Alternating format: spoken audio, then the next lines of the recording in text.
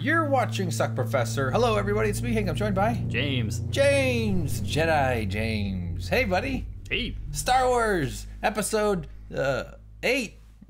Last Jedi. The last hope of Jedi ending. You think the Jedi are done for good? Well, that was the trailer thing. Oh. That was the line that Mark Hamill's character Luke Skywalker said that made everyone That's overly enchanted with the idea of what's going to happen, what could possibly turn him, and the whole scenes in the trailer of Kylo Ren possibly being a good guy and Rey possibly going to the dark side and the whole universe turning upside down. All right. Yeah, I kind of remember what you're saying. So yeah, welcome to our video channel here, everybody. We're going to do a review of the Star Wars show. It's been a while, Star Wars show. Don't judge me. It's been a while since we both saw it. I saw it over the Christmas break back in Virginia in a very tiny theater. You saw it. I saw it in San Francisco, visiting some relatives, and yeah, it was okay. I had a nice reaction to it. Now let's just get into it though. So overall, oh yeah, spoilers, guys. Huge spoilers. Yeah, we're gonna talk about the movie. What did you think about it? I enjoyed it for what it was. Star Wars movies have a certain feel, a certain sort of thematic quality to them, where if you see a star wipe, you don't really worry about it because Star Wars is the only film that can really get away with that kind of stuff. That's true. but by the end of the movie, when it was ending, and I was kind of coming down off my Star Wars high of just enjoying being there, and because it's become like a holiday thing. It's like Christmas now. There's always there's a new Star Wars movie. You're in the season. You're home. You're not stressed out. Sitting on Santa's lap. Now it's sitting on George Lucas's. But then on the drive home, I started thinking about things that started really kind of eating away at me. And I started Googling them on my iPad. Oh, actually on my iPhone, because my iPad doesn't have Wi-Fi. Well, it's only Wi-Fi. Important detail. Very important detail. And I found out that Mark Hamill actually felt the same way that I did. And he was basically, now that his NDA had been lifted, he was bashing the movie in all the ways that I had issues with it. And I thought that was great. Oh, okay. So is that the bulk of your objections to the movie? Was his character's presentation, or were there other things? Because let's talk about him separately if you had other things. I'm only asking if you had other things. So one big thing I had, and this was kind of strange, is like, what's the deal with the Princess Leia floating in from space? That was garbage. She is, yes, her brother is Luke Skywalker. Yes, he has midichlorians off the scale. Right. But it was never expressly showed that she had them, although you could imply that she had them because she birthed Kylo Ren with Han Solo, and he clearly has it, so that it came from her bloodline, but it never really showed her using them. I thought it was pretty clear, though, that she was well endowed with the Force, so to speak, because she could sense presences and shit like that. I mean, she never really had the straight-up powers that the other Jedi had. Or I could be wrong about that. It's a little bit of a stretch to have like a Force intuition to surviving space itself and floating. I mean, come on. As anybody knows, I just went to Chicago where it was never got above 10 degrees for like 10 days in a row. 9 degrees where I was. And I tried to travel like she does by pointing my fist forward, and I couldn't get anywhere. My hand just got cold. No, I'm joking. But yeah. I don't think Yoda could have done that crap. The way she fly, that scene was ridiculous. Like, why not just have her survive it? Maybe there's a Jedi power that she just like endured it longer, and somebody comes out and gets really her. Explain it, but having her fly like that was just ridiculous. It's just absurd. She'd be a good figure skater, though. Just get it down on the ground and just. I don't know why that would make you a good figure skater. Well, yes, that was absurd. Any other? I am still not on board with Kylo Ren. I still see him as a pouty, overly emotional teenager who can't get his priorities straight. Emo Ren. I don't see him or emo. Kylo Ren. Yeah, I know. I can't get behind him as a formidable opponent to Rey, and after he kills Snoke, he's automatically assumed to be the supreme leader after that. Yeah. And so now he's this pouty guy who is the head of the Galactic Empire. No. Right. I mean, what's the chain of command there, though? You got the pale dude, the redheaded guy who's in one of the Black Mirror episodes.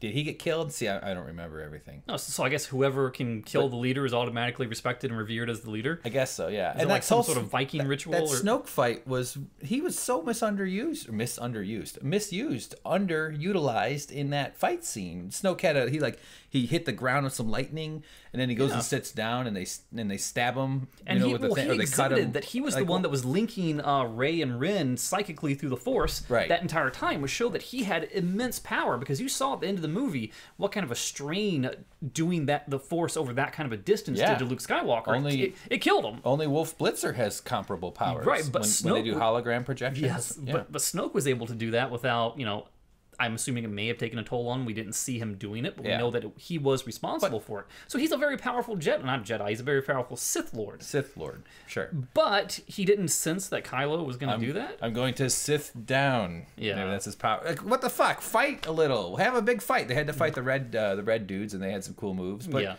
which was also kind of ridiculous, because you live in a futuristic world where everyone has light weapons and ray guns, and they had halberds and blade weapons. I mean, it looked cool, but come on. Well, that's the whole laser guided or laser aiming. Like they all have laser guns, but none of them can shoot shit. If you're that far in the future, you're not even gonna do any aiming. You're just gonna have some automated aiming thing on the end of your gun that's gonna go and do all the calculations and kill right away. Like the accuracy can only be incredible in the future. Weapons are not going to get less accurate. That's a pretty, we're pretty incentivized to increase our accuracy because killing people is fun and profitable. I had an issue with so they set up this big chase, right? Like the rebel fleet has escaped. They've got the big cruiser and a couple of other ships. They run out of, they don't have enough for another thing, so they just keep going and they keep staying just far enough out of the missile range where their missiles aren't going to get through their force field, right? Why didn't, and somebody else pointed this out, and as soon as I heard it, it like dropped the movie in my head about 10 points. Why didn't they just send the bad guys, the Empire, why didn't they just send about half their fleet to jump ahead a little bit or fly ahead? They weren't out of fuel. Just go up in front of them. You think they could hit the gas a little bit more? Yeah, hit the gas. Go ahead. Even if it's a light jump, and then you turn around and come back. Like, surround him. This is a cop. It's like during a cop chase, if you're chasing if the cop, you slow down and the cop's like, well, he's going slow. I guess we all got to go slow back here too. It's not the OJ situation. Yeah. And if the Star Destroyer couldn't speed up to match their speed, certainly an X-wing could.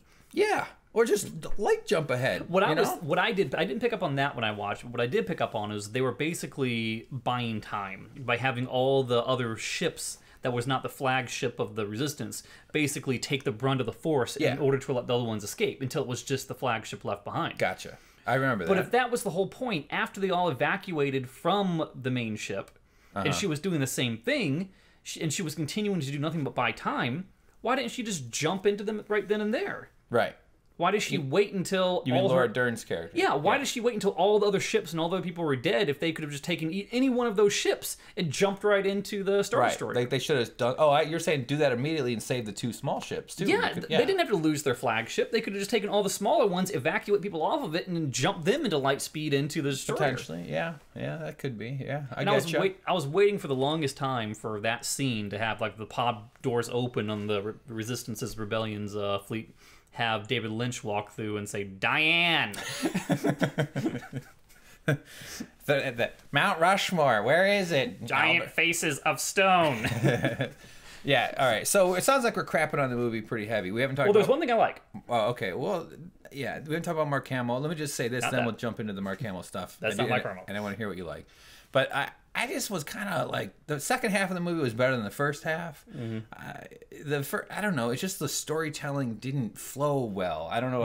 It's hard to articulate it. Like the whole mind meld thing between Kylo and Rey, that didn't work well for me. It just seemed awkward. Well, I feel like there was a lot of missed opportunities, like with Luke on the island, to develop that island culture a little bit. Because I was surprised he had servants. All of a sudden, some out of I didn't see them. Out of Labyrinth shows up and starts doing his dishes and his sheets for him. And we saw from the helicopter shot in the original and in the opening of this movie how tiny that island is. Yeah. I guess they live deep underground or something? Yeah, it could be. And I sure as heck didn't see those giant milk squirting things sitting around the side of the island in the end of the last movie. Yeah, milk squirting things. Yes. Call them what they are. Fuck walruses. Meaning for sex. I shouldn't have gone. Not disparaging walruses. Okay. But real quick, before I forget, one thing I liked. All right. The return of Puppet Yoda. No more CGI Yoda. Oh, yeah. That's right. I mean, it kind of looked crappy, but I appreciated it. Yeah, I'll take a Puppet Yoda over a CGI Yoda any day. You can almost like see the hand behind his mouth a little bit, even though that's not how they did it, I presume. But it's still kind of... It had that very... what's the word I'm looking for? Practical? It was a practical effect, yes, but it had the very... Throwback? Throwback is also... I don't know. It had that like arts and crafts feel to it. Green? Sure. Okay. It'll come to me tonight, and I'll wake up screaming. Okay, well, it's still something I liked. I did actually okay, this is a complaint and then it's a compliment.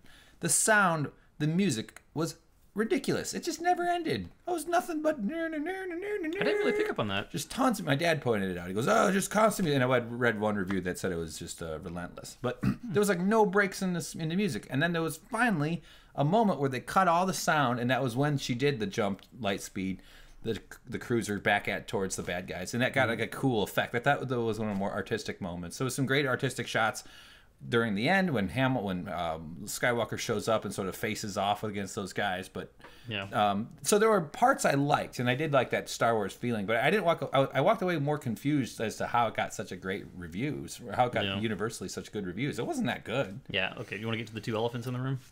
Yeah, the two milk squirting elephants. No. The two. Do you think he's got to compliment him to get him to squirt the milk? Just be like, oh, you're looking so good today. Oh yeah, look at that. Nice face wrinkles. For me, the two elephants are the motivations for everything that happened with Mark Hamill. Okay. Or the lack thereof. And you made me forget the other one. Is it walrus milk? No. Oh, darn it. Is it Ray's parentage.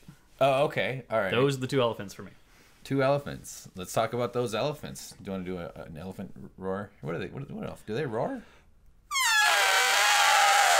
Whoa, James did a thing. There you go. He squeezed his lips together super hard. Oh, that probably pissed off people. All right, so go ahead. Okay, starting with Ray's parentage. Yeah. Ever since she was introduced as a character, there's always been speculation that her parents had to be prominent figures that fans of the Star Wars universe may know. And she's like her identity was being kept secret. Yes, because she's got such incredible force powers, because there's so many subtle hints at where she comes from, what her origins are. Yeah. Everyone was kind of speculating as to what was going to happen in this movie to reveal finally where she comes from and what famous connection she has in the Star Wars universe. Maybe Luke Skywalker lost his virginity to some kind of, multi-limbed floozy. Right, and the answer we got was you were a bunch of junk traders. According to who, though? Who said that? Right, well, that's the second half of it. Yeah.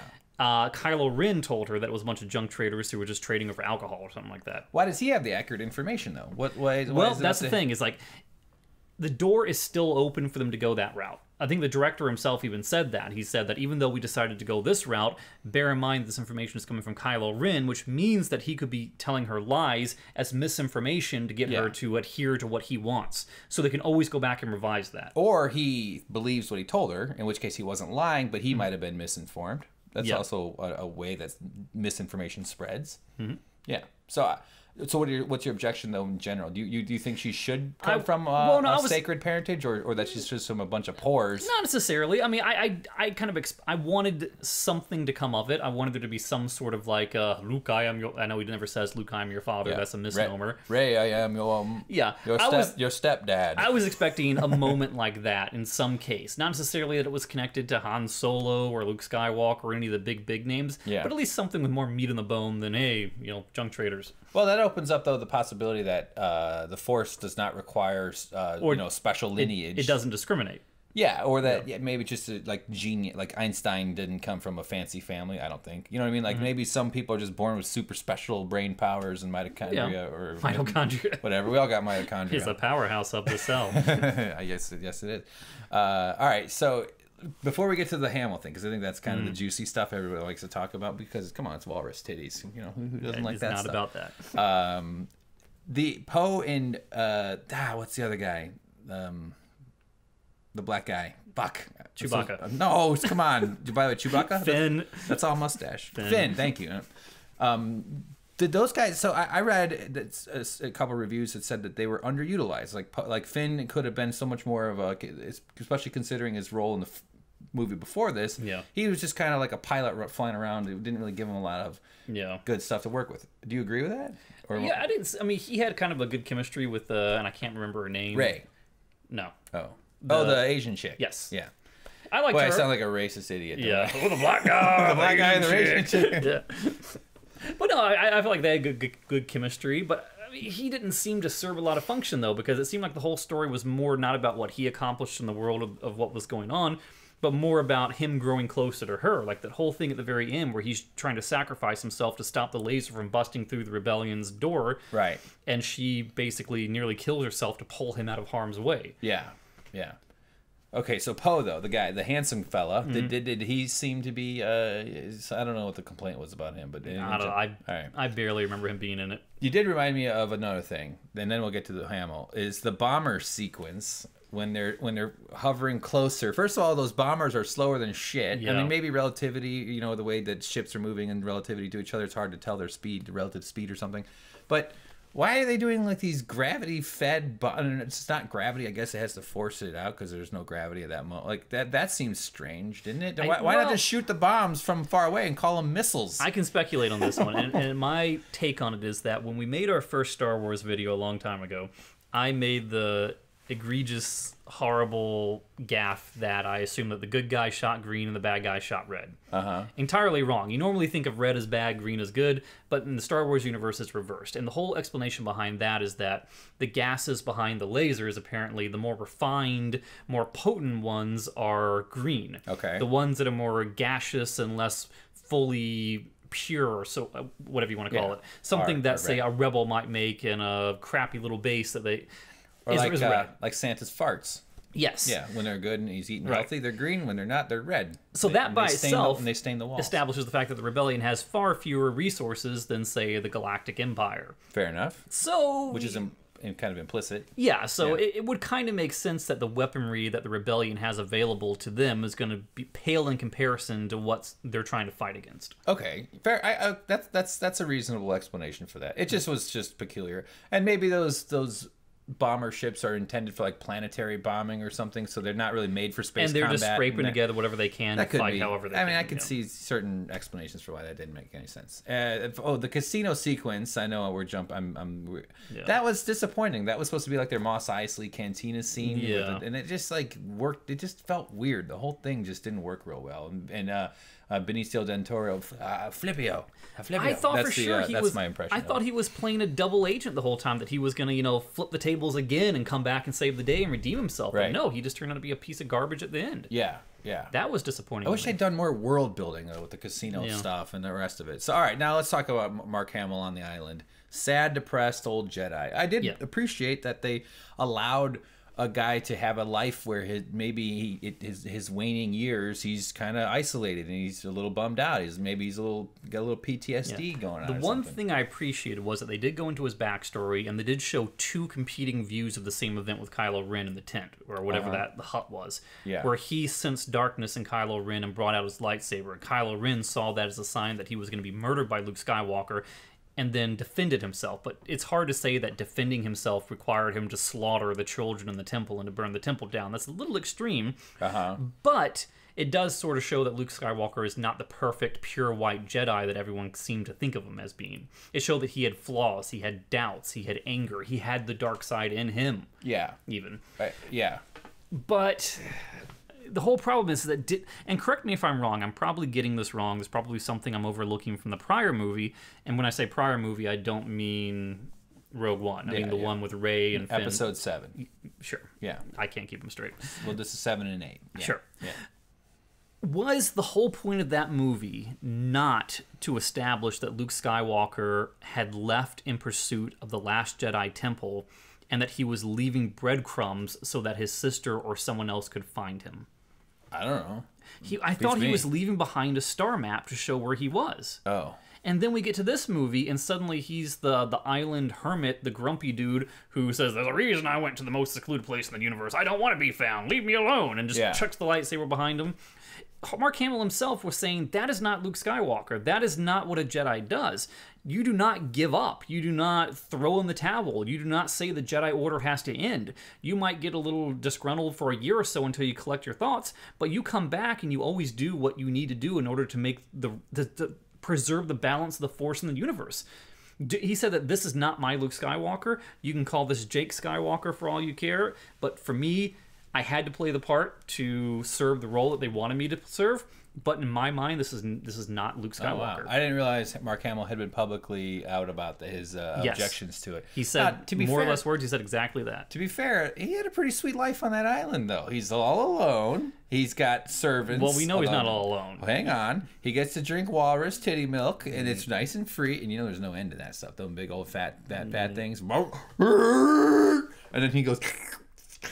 Not what I would do though. I would get a sippy cup and take my time. It seemed to have been your favorite part of the whole movie. Come on, it's so funny. It was so random. He just stands there. He doesn't even drop in an iodine tablet to sterilize that shit, man. He's just going straight up milk off of those things. Okay, and then he goes spearfishing with that big old pole, pole vault spearfishing. Well, that was pretty fun. Now, how come he's not feeding the servant ladies? I assume they're ladies. I don't know. They're feminine, I guess. I don't know. They were basically the replacement Ewoks. But he's supposed to... Yeah, kind of. But I don't know. I just felt like they missed some opportunities to show kind of like this like sort of farmstead life that he had developed there. It's just like he's got a milk dispenser, he's got fish on a stick, and that's all he needs. And it I don't know, that just didn't work really all that well. But anyway, that's a very surface level analysis. Just kind of to jump back another thing. One thing I do enjoy quite a bit are the Kylo Ren memes that came from the movie of him in that shirtless scene. I don't know if it was the high-waisted pants. The high-waisted pants. I don't know if it was sort of like the camera angle or something like that, but it made it look like his chest was like 3-4 feet wide. Oh, really? It was ridiculous. Okay, yeah. Well, that's what happens when you hide your hips. It just looks like you're just floating set of man shoulders. All right, so then what's her face? Rey shows up, and he slowly starts to train her, though. It takes him a long time to come around, right? And then but so what other objections do we have about the whole island sequence? You said what you want to say? Yeah, pretty much. He never leaves it, actually. I mean, we find out at the very end. Okay, so then at the end, though, and so he shows up. It's like, whoa, Mark Hamill's here. He's finally going to do something great. We're finally going to see what the most powerful Jedi in the universe is capable of. And he has no fear. He walks right into the line of fire. He's going to stare him down. He's got everything. He's got it. And it turns out he's just doing his Wolf Blitzer maneuver by teleporting his presence somehow through some intense meditation Jedi stuff, right? And it shows the cowardice of Kylo Ren. I was expecting Kylo Ren to, stand there and say, "Hold back, guys, I got this." To go down to land on the sand, to start taking steps toward him, and the sand turning up, forming like clouds of red blood-like thing coming off of him, and to have an epic lightsaber fight between Kylo Ren and Luke Skywalker. I was like, yes! And then Kylo Ren's like, shoot everything you've got at him! Yeah. Because he's a coward. Well, that's what evil is, cowardice. Evil is opting for violence over doing the right thing. I felt so cheated by that moment. I was like, yes! How did it end? Because Mark Hamill survived the barrage. The barrage, yes. Then what? Well, then after that, he does go down and decide to do exactly what I mentioned. They have the little fight, but it's not a fight because what we don't know at the time is that Luke Skywalker is a projection. Yeah. So he can't hit back. Oh, right. So he's basically dodging and doing Matrix moves not to hit. Because as soon as Kylo Ren hits him and his arm goes through him, the illusion is gone. And what he's trying to do, which is buy time, is for naught. Right. That's right. He was just just like the Khaleesi, the Khal Drogo when he fights the one guy who challenges him and then he cuts his short and he gets his, but he waves his chin around and stuff. It was pretty exciting, Game of Thrones, huh, James? But all right, so disappointed though overall. What would Luke's had they played Luke differently, as in more in what Mark Hamill was saying he would have done? Would he have immediately gone with Rey right away, or would he have maybe take a little persuasion? Hold on, I gotta drink a little bit more of these titty milk here. Would he have done that? Would he have loaded up a camel? Camelback is it's a pack for I suppose what he would have done is say, milk. I have come to this temple. I've located it. Thank you for finding me. Thank you for returning my lightsaber. I found the ancient Jedi temple in the library and the books. I found these new powers. Let me train you in the new ways of the Force. Here are some students I brought with me that I've been in training. We will go out and we will join you in your fight. Yeah. And maybe he falls in battle. That's fine. I understand he's not a young guy anymore. I mean, it makes sense to kind of take out the old, bring in the new. I'm okay with him becoming, more powerful than I could ever imagine, like Obi-Wan Kenobi when the Jedi dies. A blue ghost. Yeah, I'm completely cool with that. But I didn't want him to go out like that. Will he return as a blue ghost? I'm sure he will. Yeah. Maybe he'll be meditating while he's doing it. Yeah. Do you think he'll have his bottle of milk? Yeah, I love that milk scene. It just really sucks, though. It's like, how did you die, Obi-Wan Kenobi? How did you die, Han Solo? Han Solo's on a Jedi, but how did you die, Luke Skywalker, the most revered Jedi? I got tired. I meditated myself to exhaustion. The downward dog yoga move just took it all out of me. Yeah. So, I mean, call it a sacrifice. Maybe he, it was a final act of a sacrifice for him for the greater good, and he killed him. And he had to die. He couldn't have done it unless he died, so he knew that he was going to die. So maybe there's some bravery in that final act too. And how naive was it of Rey to think that she could turn Kylo Ren? pretty naive. I mean, I guess naive. That kind of fits with her character, though, because she's young, she's inexperienced, she doesn't really understand the powers that she has. So True. I guess I'm okay with that. Yeah, I guess that's a fair point. All right, so where are we going in the next episode? Episode 9. What's the prediction here? I don't know. I just, whatever it is, I appreciated that this movie opened with the one thing every Star Wars movie needs, and that's Yellow Scroll. Well, there's that, but almost like a minute after that happened, we got treated to a very quick shot of a fat guy in a rebellion ship going, "Ah!" and then exploding. Mm-hmm. There's always... Oh, yeah, they always get that. There's always the fat pilot of the rebellion that blows up in the They did a lot of that, with those sparks in the corner. You know, they show the sacrifice. Oh, and there shouldn't be any sound or fire in space, but... 2 things. How'd you like the merchandising little critters that they're... The Chewbacca's little buddies, the scared beakless birds. Yeah, I mean, I thought it was kind of horrific that he'd already plucked and decapitated and cooked one of them, yet he couldn't bring himself to eat it. Even though he had clearly already brutally murdered it. Yeah, it's like Chewbacca should have just turned around and then eaten it. He didn't have to I'm just gonna make sure you don't see me eat it, because he needs his nutrition. He's a big fella. I'm sure he's got a high metabolism. And the other thing that really bothered me, though. Wait, is this about those things? No. Okay, let me finish. So I thought an opportunity they missed with those little critters was Chewbacca should have found a wounded one, and he kind of takes it and shows the sensitive side. He nurses him back to health. Maybe his wing was broken, or his foot, or something else. I think that would have been a nice one. Instead, he just brought him on like a bunch of Furbies, like a bunch of like he was the king of the Gremlins. Outrageous. All right, go ahead. What's your point? It seemed like every time the heroes were trapped and pinned down in a situation that they couldn't possibly escape, there was always some other external force, a big explosion, a ship crashing into the side of a spaceship, that would always create this big diversion, and everyone in the entire area will be down and dead, except for the heroes, who will stand up, and the very enemies who were standing over them are nowhere to be seen, and then run into them like 5 seconds later down the hallway. Mm-hmm. It was all too convenient in that sense, far too many times for my liking. Agreed. Yeah, I agree. And I can't remember her name, but Brienne of Tarth from Game of Thrones plays. It's not Imperia. What was the chromed Captain out? Phasma? Yes, Phasma. Phasma. That's played by. Yes, that's Brienne of Tarth. Oh wow! I felt like she was completely underutilized too. She was again. She wasn't as underutilized as she was in the previous in the Force Awakens, because I remember that being a big gripe of mine, was they made her look awesome as chrome captain, and then she's like folds and torture right away. Mm-hmm. So I think she did have a little bit of fighting in this one, but she got taken out pretty fast. Yeah. Finn. I agree. I didn't know that it was her. She seemed. I would just guess she would have been taller. I don't know why.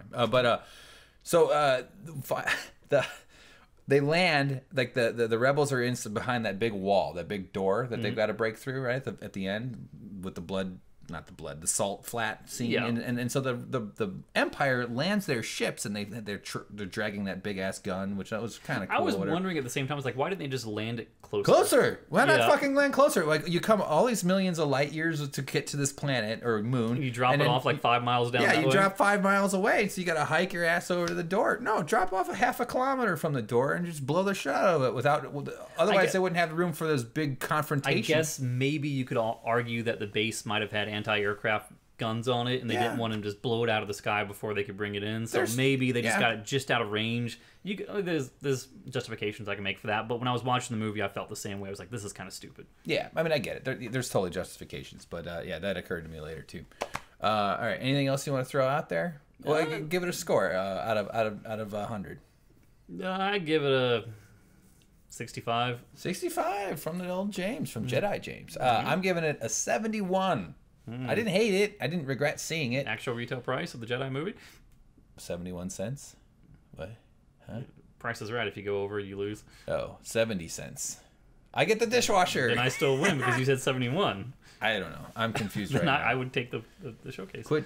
Quit mesmerizing me with your Drew Carey references. I'm a Bob Barker person. Screw Drew Carey. Fuck Bob Barker. Drew Carey could kick his ass. Bob Barker with his tiny microphone, with his slender microphone. Does Drew Carey still use the slender microphone? I assume so. He better not. That's a Bob Barker thing. Oh, I don't know. Here's someone won Plinko, $35,000. All right. Well, anyway. That's our review of The Price is Right.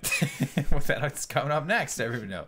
I liked it. It was okay. I don't know. It just didn't hit. It didn't have that like it didn't feel right the whole time. Yeah, there have been Star Wars movies that I've seen where the only thing I wanted to do was go and see it again. This is before like the YouTube days and things, to watch like one or two scenes. That I need more Jar Jar. Well, no, not that. Was to watch that one scene that was so epic that got your blood pumping, that got your heart going. That it was like, wow, this is amazing. The John Williams music, the lightsaber, the Underwater Frog Society. Yes, but it was like I didn't get any of that out of this movie. Yeah, I got very little of that. It didn't. Yeah, not much. There's nothing. If I wanted to like go on YouTube and look up clips when this thing comes out in Blu-ray and streaming to show people, oh, this is the best part of the movie. Watch this.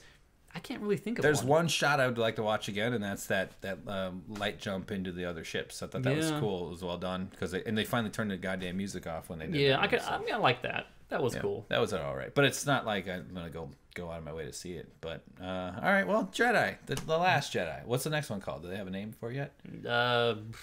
Star Wars. Star Wars. Disney owns you all. Star Wars. Samuel L. Jackson recruits them all. Yeah. Make son of Star Destroyer.